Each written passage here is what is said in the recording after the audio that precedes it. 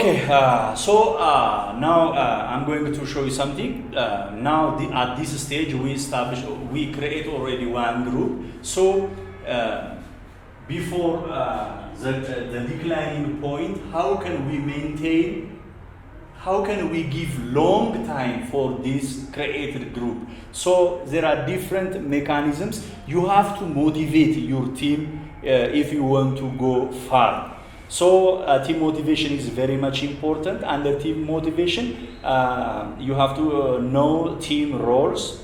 You have to know your personal team player style. So through this one, you can increase the lifetime of your created group. So team building, conceptually there are 12 C's. For successful team building. The first one is clear expectation from the team, context, commitment, competence, character, goal definition, control, collaboration, creating innovation. Those are very important. Or the C12s, consequences, coordination, cultural challenge. If you try to understand and know about this one, you can maintain strong team strong team building. The other important topic is there is a team, you are motivating your team, you are giving a long time for your team. So is there any barriers, is there any obstacles for inefficiency of your team? Maybe there are barriers. So what are those obstacles? We are going to see. I'm going to show you the obstacles, or what hinders us not to make our most for our team. What are the hindrance points? What are the obstacles? The first one is the team may not share clear goals or purpose. The second one, team often face issues that can decrease the effectiveness of the team. And specifically, it is ability to make decision. The other one is the time trade-off in decision making. Problems of group thinking. And such kinds of thinkings are barriers for effective team building. In order to overcome those barriers, there are a personality who is known as Smith. He listed the following important requirements for building effective teams. Let me mention a little bit because the rest are put on your module. You can further gallop from your text. So anyways, to overcome those barriers, team must be small enough in the number of members. If you have a small size, the degree of understanding each other's increase from time to time.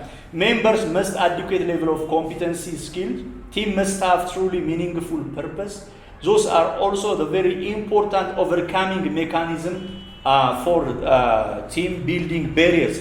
The other important one is motivation. In fact, I have mentioned before about motivation.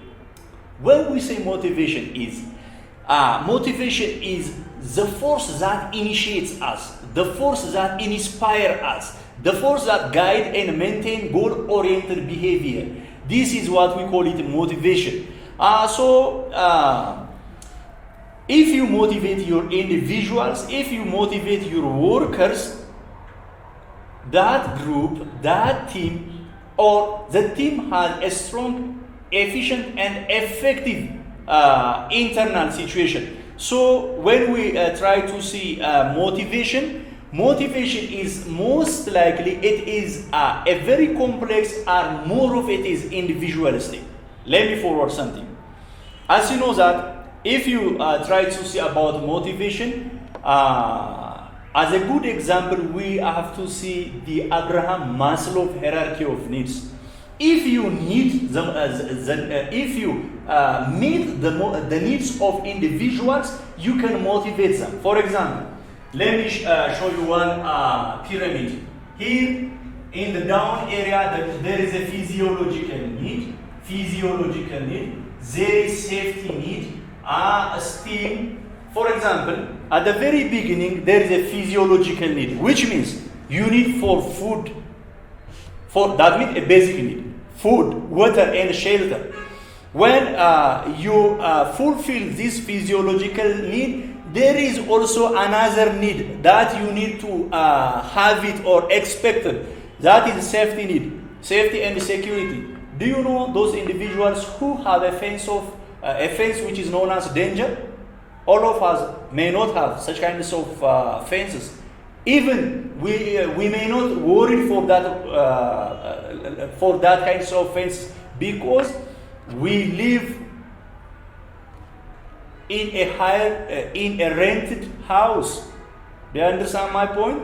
Because we have no such kinds of issues. But those who build a house, maybe those people who have a car, they contributed to protect their environments because they have a serious concern or safety issue. They need to have a security issue. They need to feel secured. If there is a sense of insecurity, if there is a sense of lack of safety, people began to develop a need of safety. The other one is belongingness and love. Belonging, social needs. Maybe if individuals fulfill their safety need, especially safety and security, the other need is belonging and love need, which means social need. The other one is self-esteem. Around this stage, recognition. People need recognition and praise. The last one is self-actualization. Altruism and self-fulfillment. When you began to live for the others, it is the levels of self-actualization. So great leadership, or in other words, we can say that the road for a great leadership shares 5 common elements. The first one is challenge the process, inspire a shared vision, enable others to act, model the way, encourage the herd. Those are the road to a great leadership. So, what are the factors influencing motivation? Is there any factors that motivate individuals? You have to think. You have to read from your textbook. Developing a culture of recognition is very much important. This is also among the instruments or the mechanism that enhance the motivation of individuals. 7 rules of motivation. Rule number 1, follow a path but set goal along the way. Number 2, finish what you start. If you don't finish, don't start. But if you start, you have to finish. It is mandatory. The third, finishing self-motivating projects. 4, socialize with others of similar interest. 5, mutual support is motivating. Maybe increase knowledge of subjects that inspire individuals. And so on. So let me proceed to different theories of motivation. There are different theories of motivation, like styles of leadership and theories of leadership. There are also different theories of motivation. Let us see the first theories of motivation. Instinct theories of motivation. What does instinct theories of motivation looks like? According to the instinct theories of motivation, people are motivated to behave in a certain way because they are evolutionarily programmed to do so. Let me give you one example.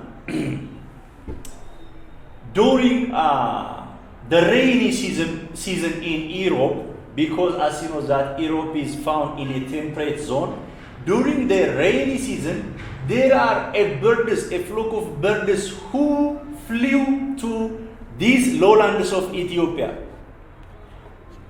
They began to live in the lowlands of Ethiopia. When the rainy season passed in their continent, they returned back to their home.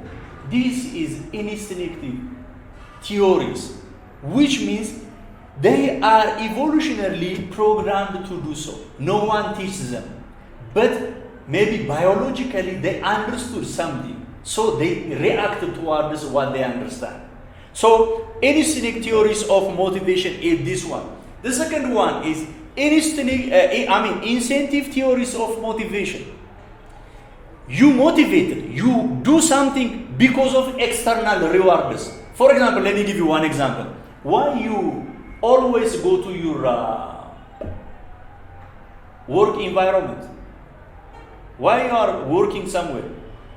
Because at the end of the day, you will get salary, right? If there is no salary, most of you may not go to your institution. So, according to the instinct theories of motivation, incentives motivated people to do something, or because of external rewards, people do something. I mentioned example before. You might be motivated to go work each day for the monetary reward of being paid, right? So this is the second theories of motivation. The third one is drive theories of motivation.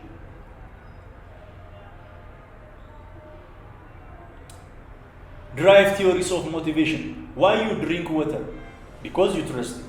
The driving point is why you eat food. Because when you hungry, you eat food. So there is a driving force. So driving theories of motivation, arousal theories of motivation, humanistic theories of motivation, expectancy theories of motivation. Those are theories of motivation. Those what I have mentioned now has a very important and crucial points. You have to dig out about this one. So let me proceed. Team leading skill.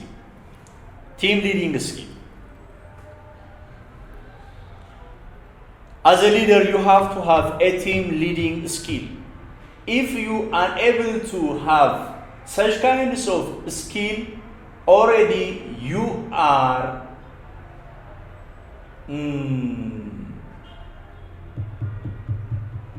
if you are unable to develop such kinds of skill, it will be difficult for you to continue your journey, your career as a leader. So you have to think about the skills of team building. The other one is the importance of delegation. I don't want to repeat about the importance of delegation because directly and indirectly I have mentioned so many times about the importance of delegation. Delegation is, in short, very much important. The other one is communicating and working with the team and with the others. So communication is also an important tool to communicate with your own worker, with your own individuals or followers, not only with them, to discuss also with the other external entities. Communication is a fundamental tools for leadership. So, if we say this one about motivation and team building and so on, why teams underperform? What do you think? Why for team underperform? Thank you very much for Galilea International Seminary students for attending this leadership course. This is a tutorial class which is provided for you by Galilea International Seminary. I'm Zelalem. Anyways, let me proceed to why teams underperform. We may have so many reasons. We may have so many uncountable reasons for why teams are underperformed. But for this class level only, I want to mention the major thing, the major one to the team to be underperformed. The first one, lack of leadership.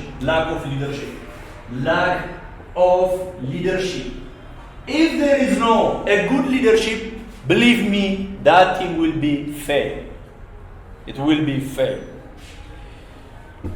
Lack of leadership is the very important point. The other one is insufficient focus on result. Insufficient focus on result. Insufficient focus on result. The first one is lack of leadership. In the absence of leadership, we expect that team will be underperform, or at the end it will reach on a during stage. The second one is insufficient focus on the result. The amazing things when there is a wrong player on the team. But what you have to understand is, if there is a group of people, don't expect all are market or program or goal oriented. There are also people who are wrongdoers. As a leader, you have to see carefully, you have to watch and differentiate who are the excellent worker and who are the wrongdoers. You have to identify this one. So when there is a wrong players on the team, the team will be on the dying stage. There are a possibility to go to a dying stage. The other one is the very important one is when there is a skill gap. If there is a skill gap in the team or a group of people, it's also a very dangerous thing. The fifth one is no sense of community. No sense of community. This is also a very serious one.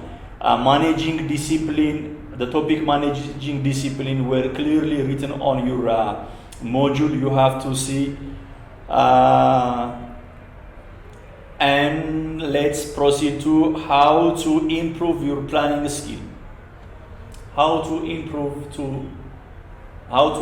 your planning skill. Planning is very much important. Since you are a leader, or since you are on the path of leadership, you have to plan. So how do you plan? So how to improve your planning skill? Planning requires different kinds of skills, right? So if planning is a skill, or if it is required, demanded different kinds of skill, you have to improve your planning skill. Planning skill is written about and what talked about more than it is done. To improve planning skill and planning ability, first force yourself to plan. The first one. If you don't start, you can't accomplish. It will be difficult for you. So, the first one, force yourself to plan. If you fail to plan, you are by default planning to fail. You are planning to fail. So, schedule uninterruptedly time every day to do your planning. And through this way, you can improve your planning skill. The rest is history. It is written on your text. So you try to see from your text. The other important point is delegating work and responsibility. Still, I don't want to go detail about delegating or delegation, but let me forward something. As a leader, if you delegate someone, delegation has to be with authority and responsibility. Delegation without authority and responsibility is making individuals puppet, right? So you have to avoid this one, and when you delegate individuals with authority at the same time with responsibility. So this is a very important point. So let us proceed to the other important topic, how to solve a problem. In the path of leadership, there is a problem. So how to solve those problems? In the next level, okay. So the next topic is how to solve the problems. We do have enormous problem in our activity in leadership areas. Our world, our globe is full of problems. So if there is a problem, how can we solve those problems? What are specific mechanisms? What type of methodologies we have to use to solve those problems? We will see on the coming topic under this, how to solve the problems. I'm Zelalem and this tutorial class is provided for you from Galila International Seminary. Keep in touch with us. Thank you very much. Okay, people, thank you very much. Let's proceed to how to solve the problem. To solve a problem, first of all, we have to identify what is a problem, because there are so many problems around us. For example, if we put 5 or 6 individuals here, for example, if this one is a shopkeeper, or a cosmetics house, and if this one is a political party leader, and this one is a church leader, maybe we can say that a senior pastor, and so on. If they face a problem, the problem they are facing is quite different based on their discipline.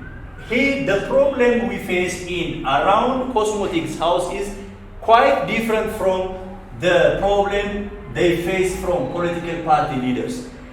The same thing is true for senior pastors in the church.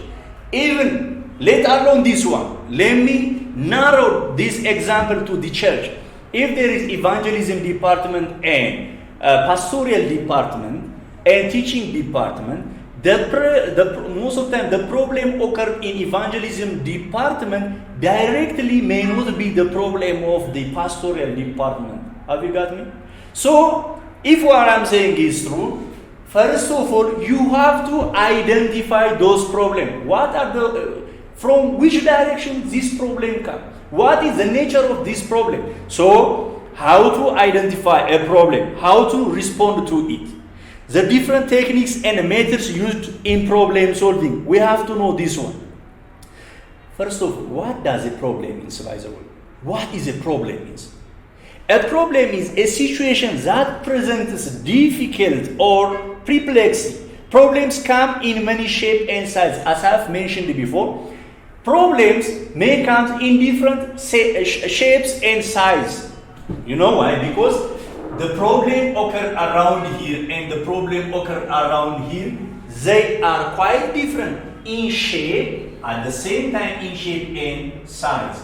Therefore, to solve to bring the solution, to find the solution, your solution has to compatible with the shape and the size of those problems. So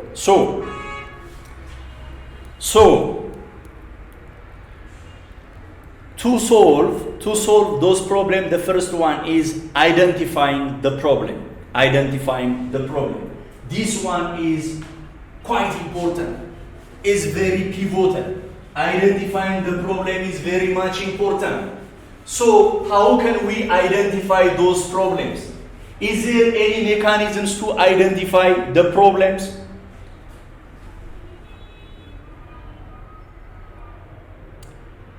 Is there any ways to identify the problem? Before a problem can be solved, you must first recognize that a problem exists.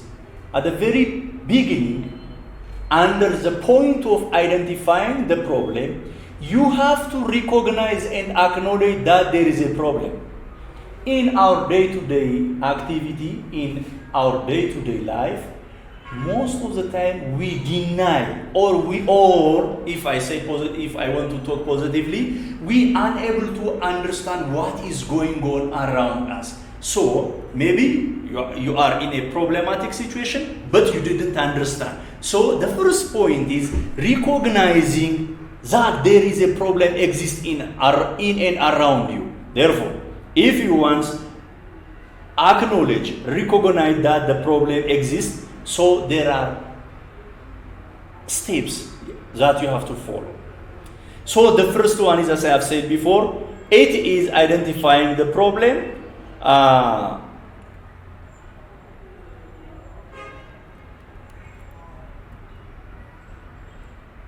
The second one is you need to know the nature of the problem. Once, for example, the first one is you have to identify the problem. When you identify, how can you identify? You have to recognize there is a problem. around my area, around my sphere of influence. Okay, I acknowledge this one. So what will be the next? What is the nature of this problem? What is the nature of this problem? So you have to dig out. You have to try to know the nature of this problem. It is people. Is it people? Is it operational? Is it technical? It is it. We have to find out. You have to dig out to reach on the nature of problem. The second one, is it with particular department or product or service?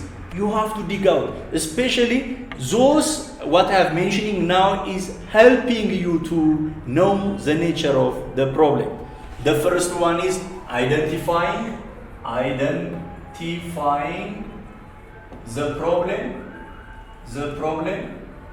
The second one is nature of the problem.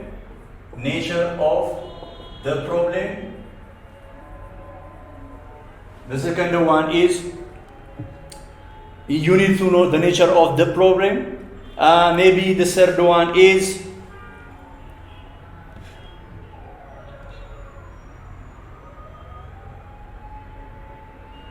okay. Once if you identify the nature of the problem, is that the urgent case that I have to deal on? Is that the urgent? Is that significant for the continuing of the project or the institution? You have to identify this one.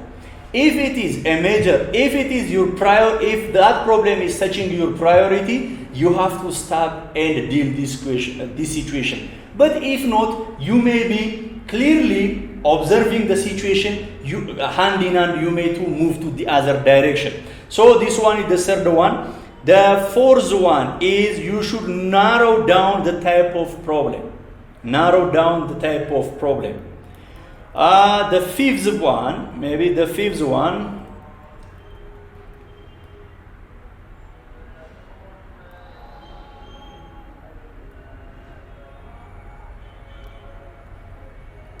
okay, I'm stuck on fourth, not the fifth one. Fourth, you should narrow down the type of the problem. Is it basically a problem which occurred in the past and the main concern is to make certain that doesn't occur again? So through this way you have to see ways. So the steps I have mentioned before helps us to resolve the problem, to solve the problem. If there is a problem, if there is a difficulties, a disagreement, you have to solve through this what we have mentioned before. So those are the very important steps that we have to see. So the first one is identifying the problem. We said that maybe in other way we can say that red blocks to problem solving. You have to see from your textbook. It is very important. And thirdly, we have to see how to find solution through maybe by association, by analog, brainstorming, in institution, analytical thinking. You may use different kinds of mechanism. Then finally you solve your occurred problem. Evaluating the success of your solution. There is a problem. Once you solve that problem, after you solve those problems, you have to evaluate, are we successful? Were we successful when we solved the steps we follow? Was it correct? So you have to evaluate the success of your solution. Finally, the solution helps us to make a right decision. So how to make the right decision? How to make a right decision? What are the general approach to decision making? What are the general approach to decision making? Maybe you can follow different steps by stating the problem, defining the objectives, develop a diagnostic framework, collect and analyze the data, generate alternative solution, develop an action plan and implement it, evaluate, obtain feedback and monitor. Those helps us to know the general approach to decision making. The general approach to decision making. Okay. Let's proceed our lesson. The last one maybe for this class is leading and managing people. So the way we say about leading and managing people, in organization we must work with others. We are working with people and for the others. So how can we lead and manage people? What are expected from us and from the followers in order to satisfy and achieve our common goal? When I say satisfy, in order to touching the need, the desires of individual, the followers, then achieving a common goal, what kinds of mechanism we have to follow? Let me follow something, and I want to summarize what we have discussed in the last four phases. Then we will finish our today's class. The first one is catch people doing things right and then let them know that they are doing things right. So a little bit it looks like a feedback. Use feedback to stay informed about what other people are doing in your area of responsibility and authority. This one is also a very significant thing. Have a regular and focused meeting with the workers, with the followers, so as to develop any ideas with the individuals. The other one is provide adequate instruction. Time is lost if things are not done correctly. So you are doing things within a time. Due to this factor, having a regular focus, provide adequate instruction. This is very much important through our leading and managing people. The other one is train others to do jobs. Training is very much important. You cannot do them all alone. You are doing with individuals. That's why at the very beginning I said that we are working with individuals and we are working for the others. So if we are working with people, we have to go hand in hand, which is in a compatible and a respected manner to achieve our common goal. Those are the very important points that we are doing. The other one, do not avoid talking to a poor performance whenever you see, as a leader, if you see a poor performance in the followers or the workers, you have to mention, you have to discuss with him or her, but your approach matters.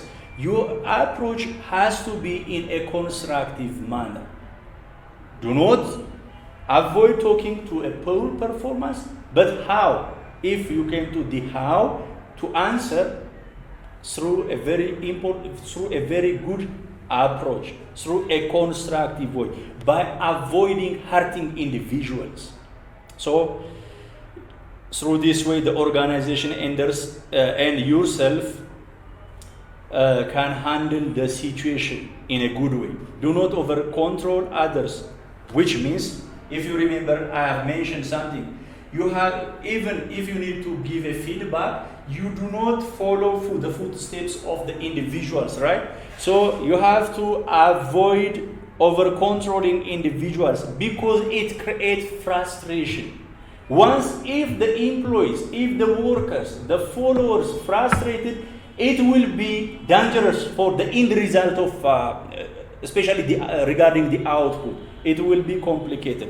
So this is very important, knowing, having the clear understanding of what I have said before. The other one, focus on result, not on activities or personalities.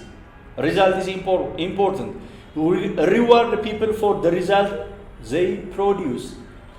Once if they produce important result, you have to reward. So reward is very much important. Having this all in mind, let me try to summarize what we are learning today. So in order to clearly understand our course leadership, at the very beginning we try to touch what does leadership looks like. When we dealt with this topic, leadership has so many benefits. We say that it uplifts person's vision to the higher stage. It builds our personality's limitation. It helps us to go beyond our limitations. The other one, it raises our performance from good to the very good. So literally, also we try to define leadership. Leadership is the activities of leading a group of people or an organization, or the ability to do so. This is what we call it, leadership. Finally, when we summarize and put a clear definition of leadership, we have said that leadership is the art of influencing individuals, the art of influencing the followers by motivating. So when you motivate people to perform in a manner to achieve a common goal, always what you don't forget is there is a common goal. In order to achieve this common goal, you have to enforce, you have to mobilize individuals. By what mechanism? By motivating, by influencing. What are the sources of motivating and influencing? We may have so many sources of influencing. So you have to think about that. Also, we try to see the clear difference and similarity between leadership and management.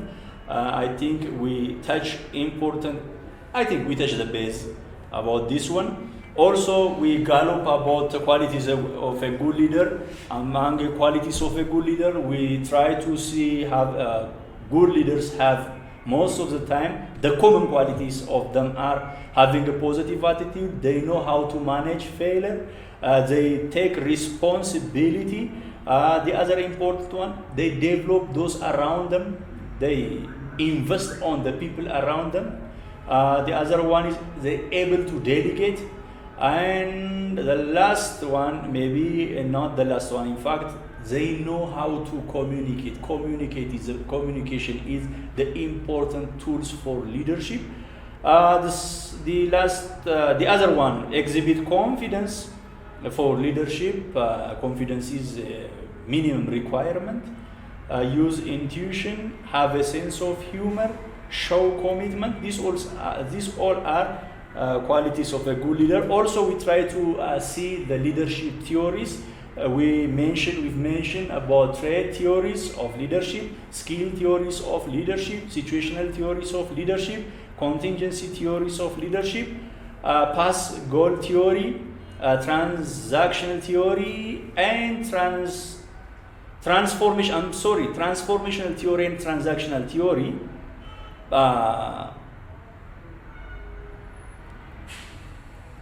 Also, we touch about servant leadership theory. The other important point is leadership styles. Also, we have managed to discuss about leadership styles. We touched about directive and coaching, supportive, at the same time delegative leadership style. A little bit we try to gallop about leadership purpose. Also, we have mentioned about scholars, James Scholar. I think we invested a little bit about team building. We discussed a lot about team building. Effective team building is a process that enables team to achieve a common goal. So we try to see about that one. Tasks and the maintenance of function. In one group there is task and individuals. So and accomplishing only a task, if we invest our time by only accomplishing the task, it will be dangerous to some extent. Also, maintaining individual relationship helps the team a lot. The other one is we try to see 5 stages of group development. Developing your team. How can you develop your team? So we try to mention about the 5 most common stage model that explain these stages of development: forming, storming, norming, performing, and adjuring. These are all about leadership course for this class level. I was Zelalem with you. Thank you very much.